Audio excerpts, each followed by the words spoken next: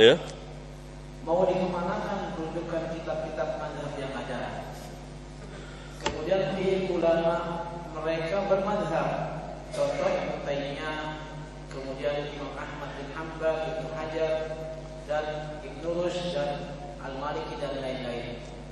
Bagaimana penjelasannya, Ustaz? Penjelasannya panjang, tapi saya persingkat saja.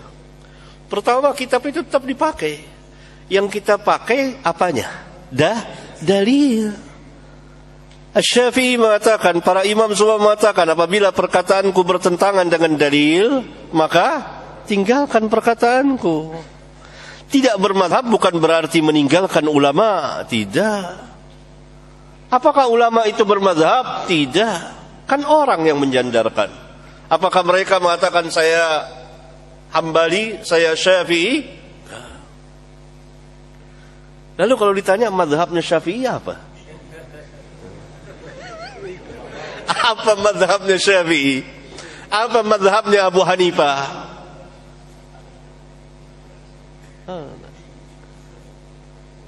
Coba penanya nak jawab nih. Madhabnya Syafi'i apa? Madhabnya Alkitab wa Sunnah. Semua kembali kepada Alkitab wa Sunnah. Semuanya kembali kepada dalil Alkitab dan Sunnah. Kemudian enggak benar para ulama Syekhul Islam bermadhab. Dari mana ente tahu Syekhul Islam bermadhab? Dari mana? Gitu. Syekhul Islam mengatakan ana Hambali, Ibnu Qayyim mengatakan ana Hambali, Ibnu Qayyim yang membahas tentang madhab, menolak madhab. Syekhul Islam menyalahi 4 madhab. Madhabnya apa Syekhul Islam ketika dia menyalahi 4 madhab? Contohnya apa? Talak 3. Seluruh madhab mengatakan kalau seseorang mengatakan saya kepada istrinya, saya talak engkau dengan talak 3, jatuh talak 3. Syekhul Islam bilang enggak, jatuh 1. Menyalahi 4 madhab, bahkan 5, 6, 7 barangkali. Madhabnya apa Syekhul Islam?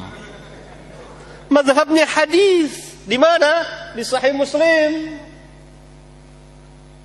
Hadis di Abu Daud. Dia pegang hadis, pegang kuat hadis. Ini kembali. Itu yang kedua. Yang ketiga, madhab itu kalaupun ada, itu bukan buat orang awam, tapi buat ahli ilmu. Karena dia beristidlal. Mampukah orang awam beristidlal? Enggak mampu. Mampukah orang awam berijtihad?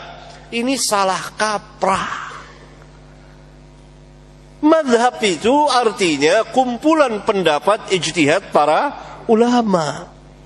Dan yang bisa masuk ke sana orang awam atau ahli ilmu? Ahli ilmu. Itu paham. Orang awam mana? Orang awam dalil. Dia tidak bisa beristidlal, dia pegang dalil kitab wa sunnah. Jadi salah kalau dikatakan saya madhabnya Syafi'i, dia awam. Kalau penanya bukan ahli ilmu, bukan ulama, maka dia tidak berhak bermadhab. Karena bermasuk ke dunia madhab, itu dunia ijtihad. Dia mentarjih. Dan itu ahli ilmu. Dan dia melihat semuanya itu. Bagaimana ijtihad para ulama ketika tidak ada dalil yang tegas. Dan dia bisa melihat, ini ulama ini berijtihad padahal ada dalil. Berarti dalil itu tidak sampai kepada ulama itu. Ini salah kaprah. Ini saya terangkan karena orang-orang awam. Saya madhabnya Syafi'i. Bagaimana antum bermadhab? Antum bukan mujtahid. Mampu tidak dia beristidlal? Enggak mampu orang awam. Jadi madhab itu kalaupun ada, itu khusus orang-orang alim, bukan orang-orang awam. Karena dia memasuki dunia ijtihad. Oleh karena itu para ulama mengatakan bahwa menentukan salah satu madhab, ini adalah bid'ah besar dalam Islam dan kemunduran Islam. Apalagi hanya dibatasi 4. Emang ulama hanya 4? Itu banyak. Ini madhabnya Bukhari mau dikemanakan? Belum madhabnya Abu Daud, mujtahid mutlaq al-imam. Belum madhabnya al-imam Muslim. Belum yang sebelumnya madhabnya Sufyan al-Thawri. Belum madhabnya Syu'bah, Amirul Mu'minin fil hadis. Belum madhabnya al-imam al-Auza'i. Dan madhab yang lain. Kenapa hanya dibatasi 4? Jahil. Tidak ada madhab dalam Islam. Oleh karena itu para ulama mengatakan ta'assub madhabiyah, kepanatikan terhadap madhab, itu bid'ah di dalam Islam. Tetapi kita melihat seluruh para ulama, kita menimba ilmu dari mereka, dari kitab-kitab mereka. Dan mereka masing-masing mempunyai kemampuan sendiri. Contohnya, saya pernah ambil contoh ya. Kalau antum bermadhab dengan madhab Syafi'i, ini kita kata antum. Padahal antum tidak berhak bermadhab. Karena antum orang awam. Bagaimana antum orang awam memasuki dunia mujtahid? Tidak ada. Tidak ada seorang pun ulama yang mengatakan bahwa bermadhab untuk orang awam.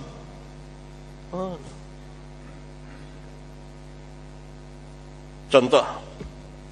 Taiblah kalau itu dikatakan bolehlah kita bermadhab. Ambil contoh madhab Syafi'i. Maka wajib azan antum azan Abi Mahdhura, bukan azan Bilal. Karena Syafi'i hanya membawakan satu jenis azan, azan Abi Mahdhura, bukan azan Bilal. Tetapi yang dipakai oleh orang-orang ini apa? Madhab Bilal, azan Bilal. Dari mana mereka dapat? Dari hadis, bukan dari Syafi'i. Syafi'i azannya azan Abi Mahdhura di kitabnya Al-Um. Dari mana kita pakai azan Bilal? Dari hadis. Kembali kepada hadis. Semuanya merujuk kepada hadis. Semuanya merujuk kepada Alkitab dan Sunnah. Oleh karena itu lemahnya umat itu karena menentukan salah satu madhab. Kita tidak boleh menentukan salah satu madhab. Madhab itu artinya kumpulan ijtihad para ulama. Syafi'i begini pendapat beliau. Ini usul dan ilmu beliau. Abu Hanifah seperti ini. Kayak tadi itu. Mau kita pegang perkataan Abu Hanifah itu? Tidak bisa. Berarti ada barang-barang yang memabukkan yang tidak mabuk menurut Abu Hanifah boleh diminum khamr itu selama itu bukan ini jenisnya, kan itu madhabnya. Berarti kalau demikian bir boleh kita minum itu. Itu ijtihad ulama, sebatas itulah ijtihadnya. Nah itu bahayanya menentukan salah satu madhab. Salah satu madhab kita tentukan itu berbahaya. Karena itu bid'ah besar dalam Islam. Dan saya selalu mengumumkan ini. Antum baca muqaddimah kitab saya Al-Masail yang saya tulis di tahun 80-an. Dan saya terang-terangan di situ. Menentang madhab penentuan, yakni asabiyah, kepanatikan dan keharusan bermadhab. Itu dia. Tapi kalau ulama kita tidak menentang. Para ulama semuanya kumpulan pendapat gini. Ya. Nah, hendak penanya cerdas, jangan jahil. Antum duduk di majelis bebas madhab. Ini bebas madhab, tidak ada madhab kecuali madhab Nabi yang mulia alaihi salatu wassalam. Dan para ulama, kita semuanya ngambil dari para ulama. Dan ini sudah saya umumkan sejak tahun 80-an. Bahwa dakwah saya bebas madhab. Dan saya tidak terikat dengan salah satu madhab. Kalimat tidak terikat berarti saya ngambil dari semuanya. Mana yang setuju dengan dalil, maka saya ambil. Mana yang tidak setuju, maka kita tidak ambil. Tapi para ulama semuanya kita menghargainya. Jangan bawa kita lagi ratusan tahun yang lalu ketika kaum muslimin berada dalam kejumutan. Antum tahu, di Masjidil Haram pernah ada 4 mimbar. 4 imam, masing-masing punya imam solat. Mau antum seperti itu lagi? Jadi kalau mazhab Syafi'i salat, maka mazhab Syafi'i salat. Yang Hanafi nungguin dulu imamnya.